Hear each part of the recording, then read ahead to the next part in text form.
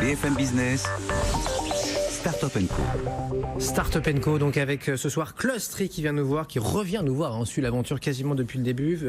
Bénédicte de Raphaëlis, Soissons, bonsoir. Bonsoir Sébastien. Clostry, donc dans les RH, on vous a écouté il y a quelques jours chez Stéphane Soumier le matin pour annoncer cette levée de fonds. On pourra y revenir si vous le voulez bien. On le rappelle, donc Clostry, plateforme de recommandation en ressources humaines pour la gestion des carrières, pour le recrutement.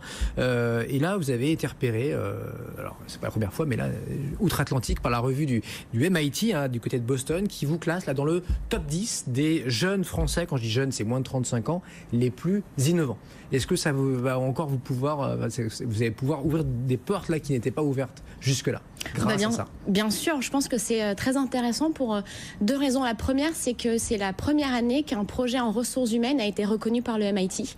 On voit beaucoup de projets dans le médical, dans les sciences plutôt dures. Et cette année, effectivement, ils ont décidé de reconnaître Clostry comme un des projets les plus innovants.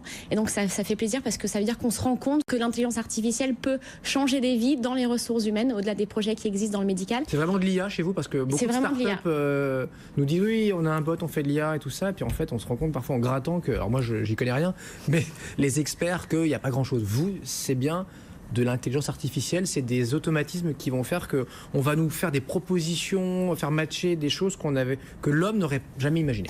En fait, on utilise l'intelligence artificielle pour supprimer tout ce qui est biais humain et stéréotypes dans les données RH. Il y a beaucoup de stéréotypes, celui du genre, celui de l'âge, celui du prestige de l'école. En fait, l'intérêt, c'est d'utiliser justement cette intelligence artificielle qui va apprendre sur 3 typologies d'informations, 250 millions de parcours dans le monde, les données RH de nos clients et aussi les feedbacks qu'on a en continu dans la solution. Effectivement, l'objectif, c'est pas, comme on peut entendre partout, d'utiliser l'IA pour supprimer des métiers, mais au contraire pour créer des opportunités de carrière qui sont illimitées pour les collaborateurs. C'est effectivement l'ADN qu'on a chez Clostry. Oui, vous le dites très simplement, mais ça doit parler à beaucoup de gens. C'est-à-dire que moi, Sébastien Coinon, si j'ai l'habitude depuis 10 ans de travailler avec des jeunes hommes de 25 ans qui sortent d'école de journalisme, vous allez me proposer, j'en sais rien, une attachée de presse ou une communicante de 50 ans, et c'est avec elle peut-être que je ferai la meilleure émission. Voire même quelqu'un qui vient peut-être du legal pour effectivement travailler avec vous, et oui, quelqu'un qui peut avoir 50 ans. En fait, on s'enferme beaucoup dans des stéréotypes et dans un système de clonage parce qu'on sait ce qui a fonctionné, et on a tendance à reproduire les schémas qu'on a déjà vus. Le justement, l'intérêt, une juriste, une juriste potentiellement, pourquoi pas. Alors j'ai fait du droit, donc ça ferait trop là.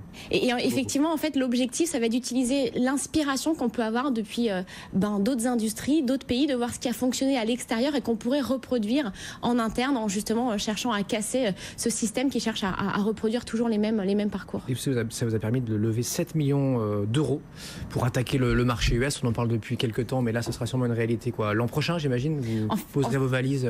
Oui, alors les 7 millions, d'abord, ça va nous permettre de consolider notre position en France. Il y a déjà encore beaucoup de choses à faire, puisqu'aujourd'hui, Clostry est utilisé par des grands groupes comme Crédit Agricole, comme Sanofi, Orange ou la SNCF. Il y a une bonne partie du CAC. Voilà, une bonne partie du CAC. Vous êtes d'accord, c'est d'attaquer le marché US? Oui, en fait, ça va être de préparer une expansion à l'international. Aujourd'hui, on est déjà un petit peu présent à l'international puisqu'on est utilisé sur près de 30 pays différents, même si c'est par des groupes français, mais ils utilisent Clostry pour gérer leur population aux US. Vous avez décroché un beau contrat là, avec Cisco?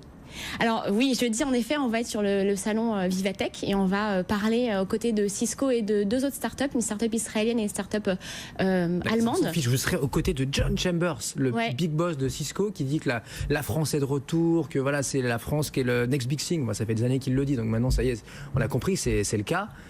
Oui, il y a un truc à jouer pour ça. Peut être l'occasion pour nous effectivement d'avoir un premier client étranger. Ils ont quoi, au moins 300 000 salariés hein. C'est une opportunité incroyable en effet. Et justement, ce que dit John Chambers, c'est que la France est pleine de ressources. On l'a vu au MIT quand on a été à cette soirée avec 9 autres entrepreneurs. On voit justement qu'en France, on a les talents, on a l'énergie, on a la passion pour changer les choses.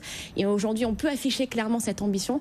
Et effectivement, Clostry s'inscrit dans cette nouvelle économie d'entrepreneurs français qui ont envie d'exporter leur innovation à l'étranger. Et c'est ce qu'on préparera. Alors peut-être pas l'année prochaine. D'abord, il y a beaucoup à faire sur le marché français, mais dès qu'on sera prêt, oui, en effet. Bénédicte de Raphaëlis, Soissons avec nous ce soir dans Startup & Co pour Clostry, dont on suit l'aventure quasiment depuis le début.